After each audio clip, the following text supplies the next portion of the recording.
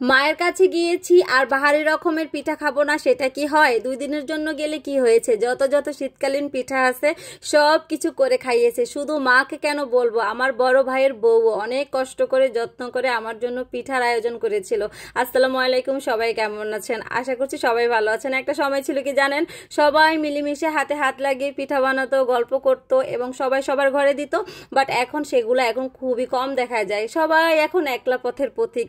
শহর বলেন, গ্রাম বলেন, সবাই কেন যেন একা থাকতেই পছন্দ করে।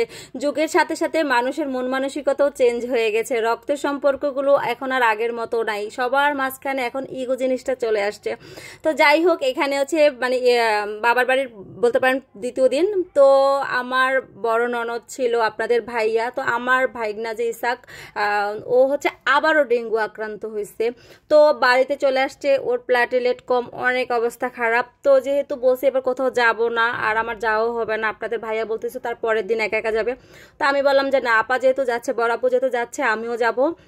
তো বিকেলের দিকে খাওয়া দাওয়ার পরপরই আমরা চলে গেছিলাম। তো এখানে হচ্ছে আপু দেখলাম যে তাদের বাড়িটা অনেক বড়, একদম খালি স্পেস। তো সামনে কিছু একটু মানে যে কি লাল শাক লাগিয়েছে, সামনেরগুলো দেখলাম হয় নাই, এই কয়টাই হয়েছে। তো সেইখানে হচ্ছে বেশিক্ষণ ছিলাম না, প্রায় মনে হয় আধা ঘন্টার মতো ছিলাম। চলে আসছি সন্ধ্যার দিকে। এসে দেখি যে আমার ছোট ছেলে এখনও উঠানে, ওইদিকে মাগরিবের আজানও দিয়ে দিয়েছে। তার খেলা শেষ হয় না।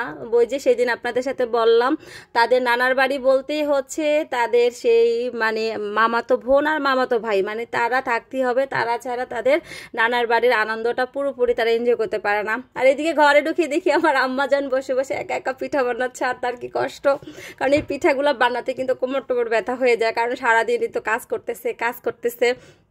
তো এইদিকে হচ্ছে আমিও বসলাম আর বসে বসে আম্মুকে চেতাচ্ছি, কি পিঠা বানাচ্ছেন, পিঠা তো বানাইতেই জানেন না, দেন আমি বানাই দেই, দেখেন কি সুন্দর পিঠা হয়।